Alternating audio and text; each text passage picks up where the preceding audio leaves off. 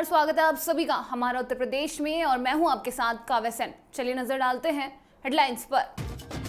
PM Modi Varanasi को देंगे 33 परियोजना की सौगात, 9 नवंबर को होगा कार्यक्रम। चोरी के आरोप में महिला को भाजपा नेता समेत आधा दर्जन लोगों ने पीटा।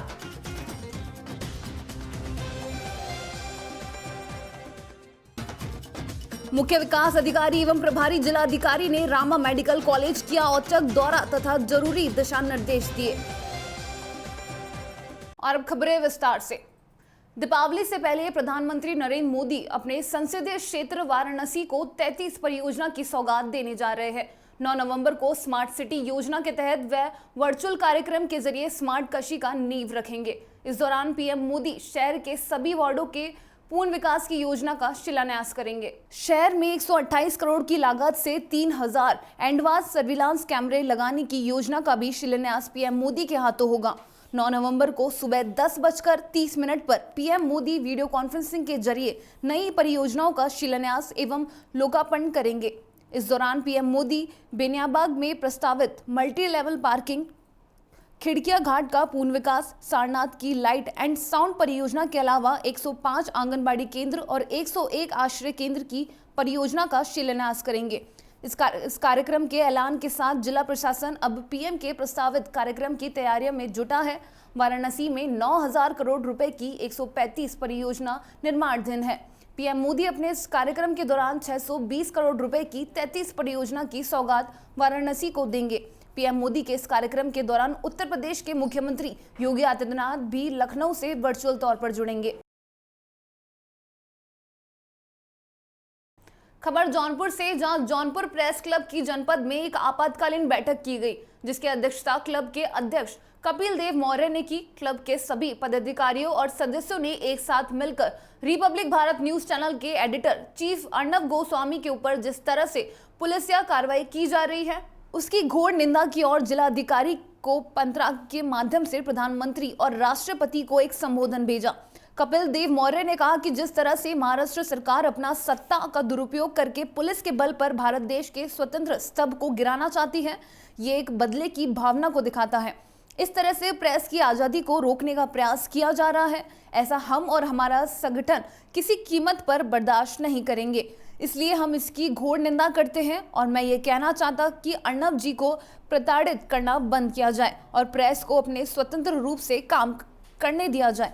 अगर महाराष्ट्र सरकार को किसी भी समाचार से या किसी भी चैनल से कोई दिक्कत हो रही है तो उनको इसके लिए संविधान के अनुसार कार्रवाई करने का अधिकार है, ना किसी को इस तरह अवैध रूप से प्रताड़ित करके। आज हमारा पूरा संगठन प्रिंट मीडिया और इलेक्ट्रॉनिक मीडिया एक साथ इसकी घोर आलोचना करता है और मैं अपने संगठन के माध्यम से ये आह्वान करता हूं कि अब समय आ गया है कि देश के सभी पत्रकारों को एकजुट होकर अपने दम को दिखाना चाहिए। हमें किसी भी सरकार की कठपुतली नहीं बनना चाहिए। किसी भी सरकार को या किसी भी शासन प्रशासन को प्रेस को खुली आज़ादी को रोकने का कोई अधिकार नहीं है। बहुत जल्द आने वाले समय में महाराष्ट्र सरकार को इसका खामियाजा भुगतना पड़ेगा।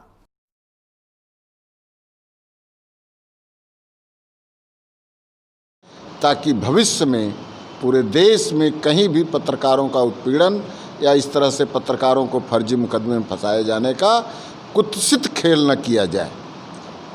सर ये बताइए कि आप लोग अपने मापक पत्र के द्वारा जो संबोधन किए हुए हैं, तो इसके जरिए आप देश के और पत्रकारों को क्या संदेश देना चाहते हैं? हम देश के पत्रकारों से कहेंगे कि एक हो और उत्पीड़नात्मक कार्रवाई के खिलाफ एकता के साथ मजबूती से उत्पीड़न करने वालों से लड़ें, ताकि कोई साहस न कर सके कि किसी भी पत्रकार का कहीं भी उत्पीड़न हो सके। अच्छा सर, एक अंतिम क्वेश्चन आपसे है कि देखा जा रहा है इस समय जो पत्रकारों के खिलाफ देश में एक इमरजेंसी जैसे माहौल याद आ रहा है, लेकिन कुछ देश में ये अपने तमाम ऐसे बड़े न्यूज़ संगठन है, न्यूज़ चैनल संगठन है जो इस पर चुप्पी साधे हुए, उसके बारे में आपकी क्या है? चुप्पी नहीं साधना चाहिए, पत्रकार को एक होना पड़ेगा।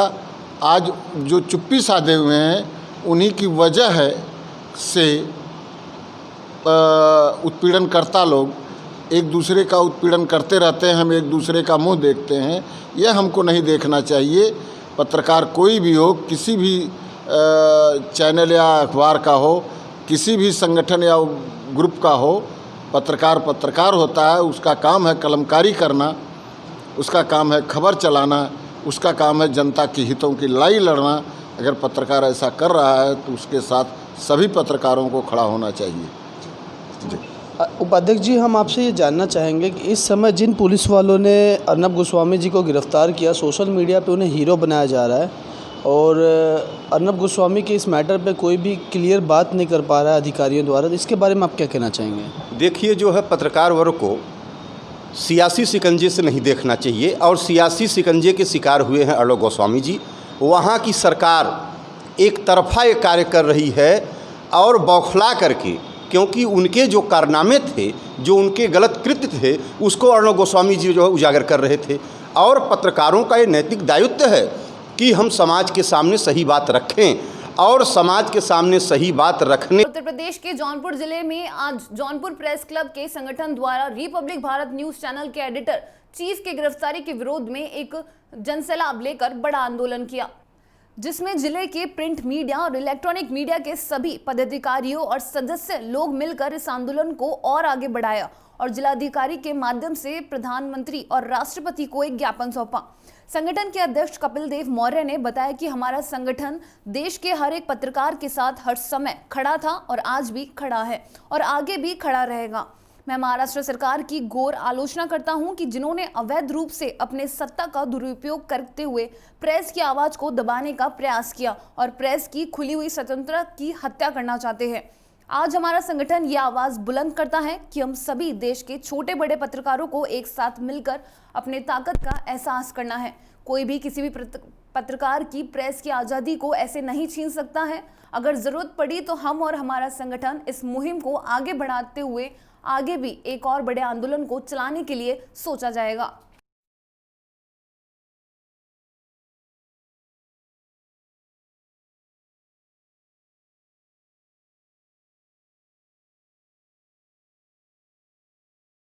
वहीं जौनपुर में सराय ख्वाजा थाना क्षेत्र के जपटापुर बाजार में शुक्रवार की शाम करीब 5 बजे एक दिल दहलाने देने वाली घटना हुई। चोरी के आरोप में एक ऑटो सवार महिला को भाजपा नेता, सफाई कर्मी समेत आधा दर्जन युवकों ने जमकर पीटा।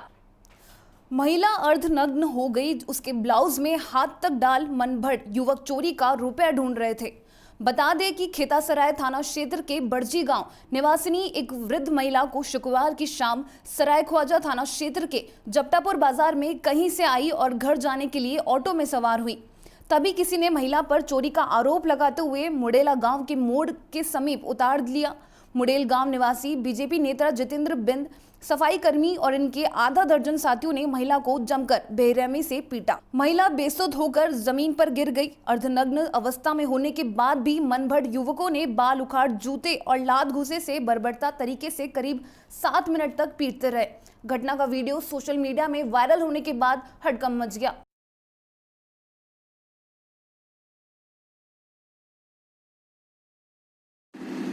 सोशल मीडिया पर एक महिला की मारपीट का वीडियो वायरल हो रहा है।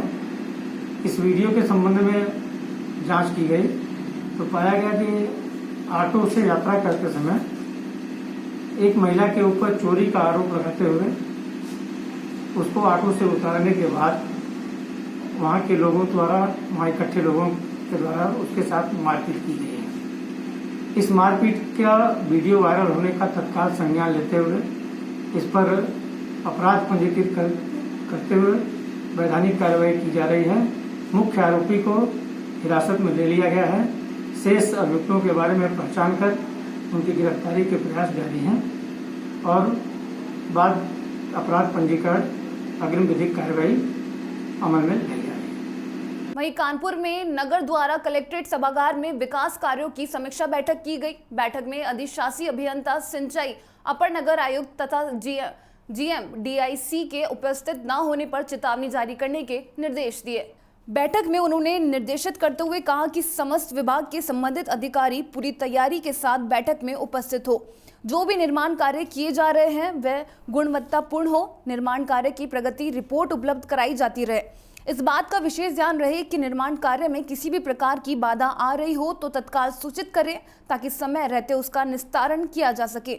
यदि बजट की समस्या हो तो बजट उपलब्धता के लिए शासन को पत्र भेजा जाए। उन्होंने किसान समृद्धि योजना के अंतर्गत लाभार्थियों के डाटा को आधार कार्ड से जो मिसमैच है, उनके खाते से जो मिसमैच है, उनको माह के अंत तक पूर्ण कराने के निर्देश दिए। उन्होंने गौशाला में जानवरों के संरक्षण की कम संख्या होने पर रोष व्यक्त किया। उन्होंने निर्देशित करते हुए कहा कि गौ संरक्षण केंद्रों के विलंब से कार्य पूर्ण करने पर नाराजगी व्यक्त की है। एक्सीएन के द्वारा यह कहा गया कि वह 1 माह के अंदर निर्माण कार्य पूर्ण रूप से करा लेंगे। प्रभारी जिलाधिकारी ने मुख्य पशु चिकित्सा अधिकारी को निर्देश दिए कि वह स्वयं जाकर निर्माण कार्य को अनिवार्य रूप से देखे कि कितना कार्य हो चुका है।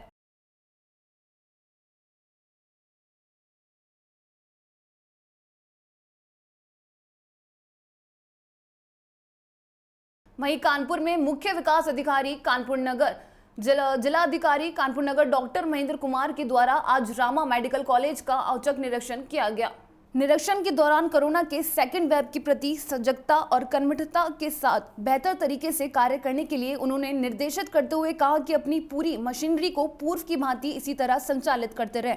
समस्त व्यवस्थाएं फुल प्रूफ रहे। सीसीटीवी कैमरों की फीड नगर निगम कंट्रोल रूम में जाती रहे। ये सुनिश्चित किया जाए ताकि कंट्रोल रूम में भी लगातार मॉनिटरिंग होती रहे।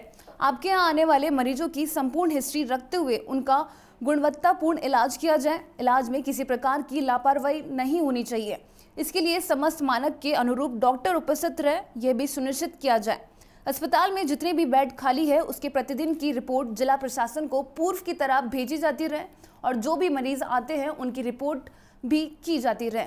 उन्होंने कहा कि पूर्व से बेहतर व्यवस्था रहे क्योंकि कोरोना की रफ्तार बढ़ सकती है। इसके दृष्टिगत समस्त व्यवस्थाएं अभी से ही कर लिया जाए। निरीक्षण के दौरान मुख्य चिकित्सा अधिकारी उपस्थित रहे।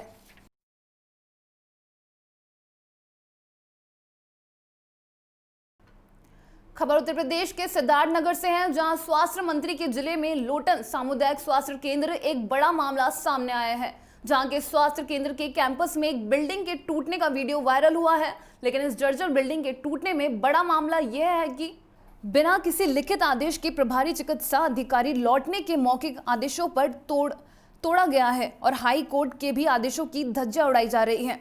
जबकि हाई कोर्ट ने 2 दिसंबर तक ध्वस्तीकरण पर रोक लगाया है। वहीं इस मामले में संबंधित सीमाओं के बात करने की कोशिश की गई, लेकिन मौके पर नहीं मिलने से बात नहीं हो सकी। फोन पर वार्ता में बताया कि वह बिल्डिंग बहुत ही जर्जर थी और आधी अधूरी गिरी हुई थी और आवास में सीएचसी तक आने के रास्ते में कीचड़ होने के कारण बिल्डिंग के ईंट का प्रयोग किया गया है।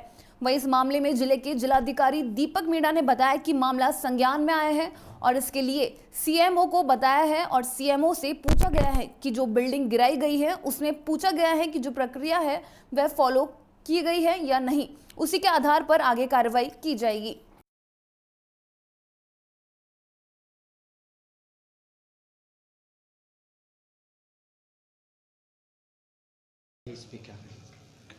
देखिए, ये चीज़ संज्ञान में आई है कि कोई जर्जर बिल्डिंग थी जो स्वास्थ्य ये सीएचसी द्वारा ढाई गई है।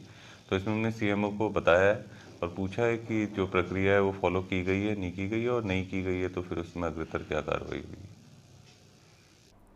और फिलहाल हमारा उत्तर प्रदेश में बस इतना ही। आप देखते रहिए डीपीके न्यूज़। नमस्कार।